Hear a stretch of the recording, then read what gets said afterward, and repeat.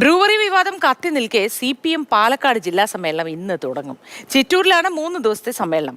പാലക്കാട് ഉപതെരഞ്ഞെടുപ്പിലും ലോക്സഭാ തെരഞ്ഞെടുപ്പിലെ പാലക്കാട്ടെ ദയനീയ പരാജയവും സമ്മേളനത്തിൽ ചർച്ചയാകും. PK ശശി ഇല്ലാത്ത സമ്മേളനത്തിൽ പക്ഷേ ശശിക്കെതിരായ നടപടിയും ചർച്ചയാകും. ജി പ്രസാദ് കുമാർ വിവരങ്ങളുമായി ചേരുന്നുണ്ട്. Good morning Prasad. ഇന്ന് പാലക്കാട് ഒരുപാട് വിഷയങ്ങൾ കത്തി നിൽക്കുന്നുണ്ട്. അവിടുത്തെ തെരഞ്ഞെടുപ്പടക്കം ചർച്ചയാവുന്നു. ഒരുപാട് വിഷയങ്ങൾ ഉള്ള സ്ഥലത്താണ് ഈ കഞ്ചിക്കോട് വിഷയമൊക്കെ കത്തിക്കയറുന്ന സമയത്താണ് ഇത്തരത്തിലൊരു സമ്മേളനം. അതുകൊണ്ട് ഇത്തരം കാര്യങ്ങൾ അതിൽ ചർച്ചയാകുമോ? പാർട്ടിയുടെ ഭാഗത്ത്, പാർട്ടി അണികളുടെ ഭാഗത്ത് നിന്ന്, പ്രവർത്തകരുടെ ഭാഗത്ത് നിന്ന് തന്നെ ഒരു പ്രതിഷേധത്തിന് സാധ്യതയില്ലേ? Moti, good morning. ഈ എലപ്പുള്ളിയിലെ ബ്രൂവറി വിഷയം സ്വാഭാവികമായും അത് ചർച്ചയാവേണ്ടതാണ്. പക്ഷേ സർക്കാർ ഒരു തീരുമാനം എടുത്തിരിക്കുകയാണ്.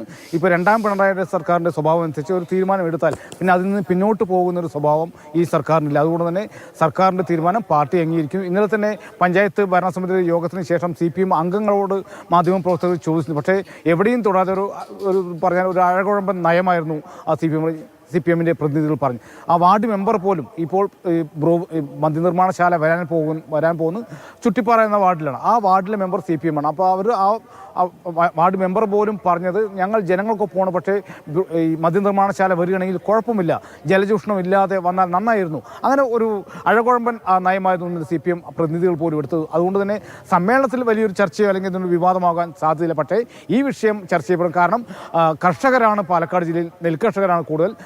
നെൽകൃഷിക്ക് വേണ്ടിയിട്ടാണ് 1955 മലമ്പുഴ ഡാം നിർമ്മിച്ചത്. പക്ഷേ മലമ്പുഴ ഡാമിൻ്റെ നിർമ്മാണം കൃഷിക്ക് വേണ്ടിയാണെങ്കിൽ ഇപ്പോൾ ഉപയോഗിക്കുന്നത് കൂടുതലും കുടിവെള്ളത്തിന് വേണ്ടിയിട്ടാണ്. പാലക്കാട് നഗരസഭയിലും സമീപത്തെ 6-7 പഞ്ചായത്തുകൾക്കും കുടിവെള്ളം കൊടുക്കുന്നത് ഈ മലമ്പുഴ ഡാമിൽ നിന്നാണ്. പക്ഷേ പലപ്പോഴും രണ്ടാം വിളയ്ക്ക് നെൽകൃഷിക്ക് വെള്ളം കിട്ടുന്നില്ലാതെ പരാതിയുണ്ട്. അപ്പോഴാണ് ഇപ്പോൾ ഈ മദ്യനിർമ്മാണശാലയ്ക്ക് പോലും വെള്ളം കൊടുക്കാനുള്ള ഒരു നീക്കം വരുന്നത്. അതിനെതിരായിട്ടാണ് ജലവിഭവ വകുപ്പ് വെള്ളത്തിനുള്ള ശൃംഖലയുണ്ട് എന്ന് മാത്രമാണ് പറഞ്ഞത്. പക്ഷേ അപ്പോൾ അത് സർക്കാർ തെറ്റിദ്ധരിക്കും. സർക്കാർ എക്സൈസ് കമ്മീഷണർ ഈ മലമ്പുഴയിൽ നിന്ന് വെള്ളം കൊടുക്കാമെന്നുള്ള രീതിയിൽ ഉത്തരവിറക്കും. അതുകൊണ്ടാണ് വീണ്ടും ജലവിഭവ വകുപ്പ് വലിയൊരു വിശദമായ റിപ്പോർട്ട് നൽകും എന്ന് പറയുന്നത്. രണ്ടാമത്തെ കാര്യം, CPMൻ്റെ ആ സമ്മേളനം ഇന്നിപ്പോൾ രാവിലെ 9:30 MV ഗോവിന്ദൻ മാഷ് സംസ്ഥാന സെക്രട്ടറിയെത്തും 10 മണിക്ക് ഈ സമ്മേളനം ഉദ്ഘാടനം ചെയ്യും. 3 ദിവസത്തെ സമ്മേളനമാണ്. തീർച്ചയായിട്ടും പാലക്കാട് ഉപതെരഞ്ഞെടുപ്പായിരിക്കും ആദ്യത്തെ ചർച്ചാ വിഷയമാകുന്നത്.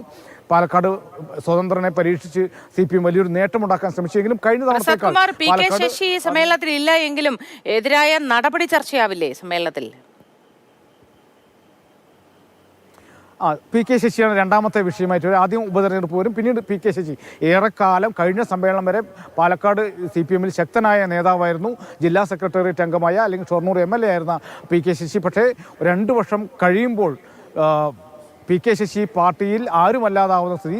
സമ്മേളന പ്രതിനിധി പോലുമല്ല, നടപടി നേരിട്ട് ബ്രാഞ്ചിലേക്ക് തരംതാഴ്ത്തപ്പെട്ടിരിക്കുന്നു. എങ്കിൽ പോലും അദ്ദേഹത്തിൻ്റെ അനുയായികൾ ഇപ്പോഴും പാർട്ടി സമ്മേളനങ്ങളുണ്ട്.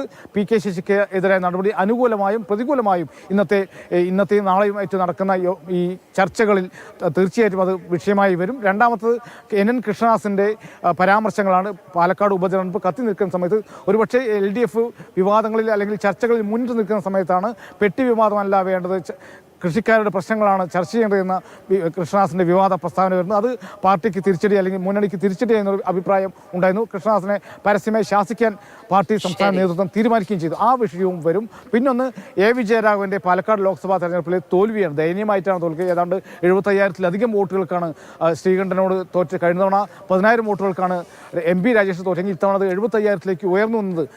പോളിറ്റ് ബ്യൂറോ മെമ്പർ മത്സരിച്ചിട്ട് പോലും വലിയൊരു തോൽവി ഉണ്ടായിരുന്നു എന്നുള്ളതും CPMനെ ഇരുത്തി ചിന്തിപ്പിക്കുന്നത്. അത്തരം കാര്യങ്ങളെല്ലാം തന്നെ ഇന്നും നാളെയും മറ്റന്നാളും നടക്കുന്ന യോഗത്തിൽ ചർച്ചയാവും. മോത്തി, ശരി. ജി പ്രസാദ് കുമാറാണ് വിവരങ്ങൾ നൽകിയത്. അങ്ങനെ വിവിധ കാര്യങ്ങൾ കത്തി നിൽക്കുമ്പോഴാണ് പാലക്കാട് ജില്ലാ സമ്മേളനം നടക്കുന്നത്.